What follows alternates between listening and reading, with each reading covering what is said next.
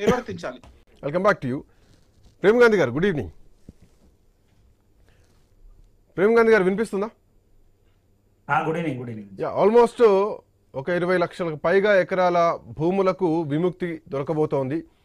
సమస్యలో ఉన్నటువంటి భూములన్నిటి కూడా ఒక పరిష్కారం రాబోతోంది. ధరణి ఒక తప్పుల తడకగా ఉంది. ధరణిలో చాలా సమస్యలన్నీ అట్లాగే పెండింగ్లో ఉన్నాయి. ఈరోజు కాంగ్రెస్ పార్టీ తీసుకొచ్చినటువంటి ఈ పోర్టల్ ఏదైతే ఉందో, అఫ్కోర్స్ ఇందాక దిలీప్ రెడ్డి గారు అన్న మాటను కొంత కాంగ్రెస్ పార్టీ నుంచి కూడా ఏకీభవించాల్సినటువంటి అవసరం ఉంది. పూర్తిగా ధరణి పోర్టలే తప్పు, వ్యవస్థే తప్పు అని లేదు, దాన్ని కొంత మార్పులు చేర్పులు చేస్తున్నది మాత్రం కనిపిస్తోంది. సో ఒక పాత సిస్టమ్ మాత్రం ఇక్కడ వస్తోంది. చాలా ఎకరాల భూమి, లక్షల ఎకరాల భూమికి ఈరోజు కొంత గుర్తింపు దొరకబోతుంది అనుకోవచ్చా? ప్రభుత్వ నిర్ణయాన్ని మీరు ఎట్లా చూస్తారు?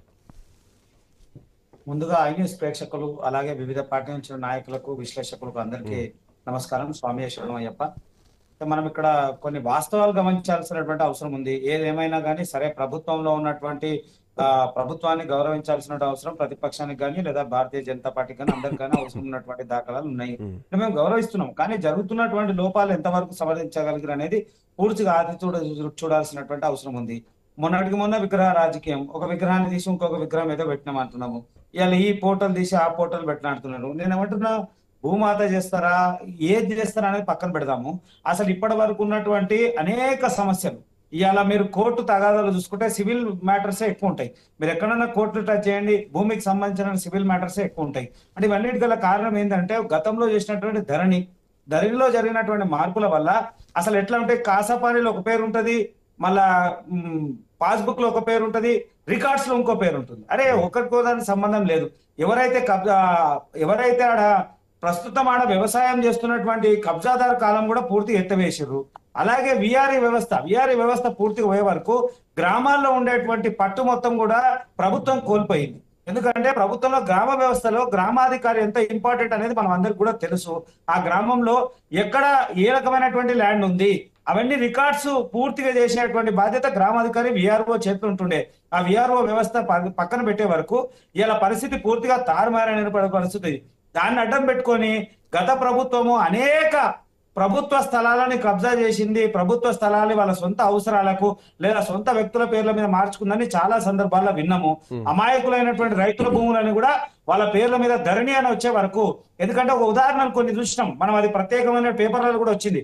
ఎప్పుడో 10 సంవత్సరాల కింద అమ్మితే ధరణిలో మళ్ళా అమ్మినాయన పేరు మళ్ళీ ఎక్కింది.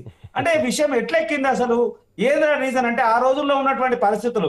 కొంతమంది ఖాళీ సాదా బైనామా తీసుకొని రాసి పెట్టుకొని వ్యవసాయం చేసిన వాళ్ళు ఉన్నారు, సాదా బైనామా మీద రిజిస్ట్రేషన్ చేసుకున్నారు, సాదా బైనామా మీద పాస్బుక్ వచ్చిన ఉన్నారు.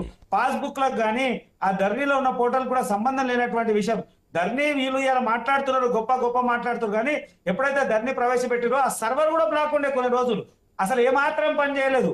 దాని తర్వాత సవరించిన తర్వాత జరిగినటువంటి మార్పుల్లో కొంత అంతో మార్పు జరిగింది. ఇలా ఈ ప్రభుత్వం కూడా మార్పు దిశగా అయితే కాంగ్రెస్ ఒకటే ఆలోచిస్తా ఉంది, రేవంత్ రెడ్డి ప్రభుత్వమా లేదా కాంగ్రెస్ ప్రభుత్వమా కానీ గత ప్రభుత్వం యొక్క ఆనవాళ్ళు ఉండొద్దు అనేటువంటి ప్రయత్నం చేస్తుంది తప్ప ప్రజలకు మంచి చేయాలనేటువంటి ప్రయత్నం ఎక్కడ కూడా చేస్తలేదు. ఒకవేళ ప్రజలకు మంచి చేయాలనేటువంటి ప్రయత్నం ఉంటే అనేక ఈ పోర్టల్ విషయంలో గతంలో బీఆర్ఎస్ పార్టీ అధికారంలో ఉన్నప్పుడు కూడా దీనిపైన వ్యతిరేకత వచ్చింది కొంతవరకు. చాలా ఎకరాల భూమి, లక్షల ఎకరాల భూమి వల్ల పాత వాళ్ల పైన వెళ్ళాయి.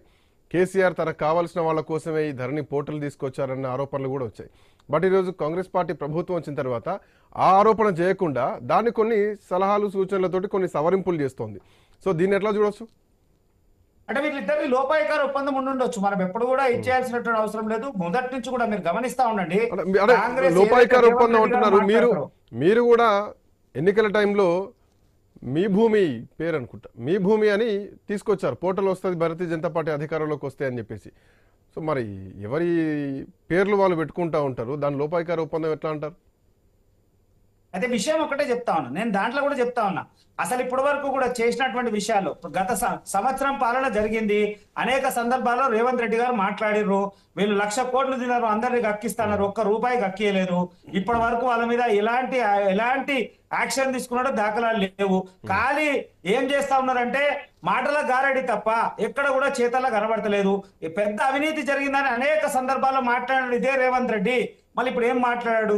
ఈ పోర్టల్ అనేటువంటి ముసుగుల మళ్ళీ కాంగ్రెస్ ఏం చేయాలనుకుంటుంది? కాంగ్రెస్ వాళ్ళ అనువాయులకు లేదా కాంగ్రెస్ సంబంధించినటువంటి వ్యక్తులకు మళ్ళీ మలుపుకునేటువంటి ప్రయత్నం చేస్తా ఉందా? వేలాది ఎకరాల భూములు ఏవైతే ఏ ప్రభుత్వానికి సంబంధించిన భూములు కాకుండా ఎక్సెస్ ల్యాండ్ ఉన్నటువంటి భూములు, ప్రభుత్వంలో ఆధీనంలో ఉన్నటువంటి భూములు, Right. ఎక్కడ Yeah. సంబంధం లేనటువంటి ప్రేమ్ గాంధీ భూములు ఎన్నో కూడా ఢిల్లీలో చూపించినాము. వస్తాం మీ దగ్గరకు వస్తా విజయ్ గారు. Good evening. సో వీఆర్ఏలో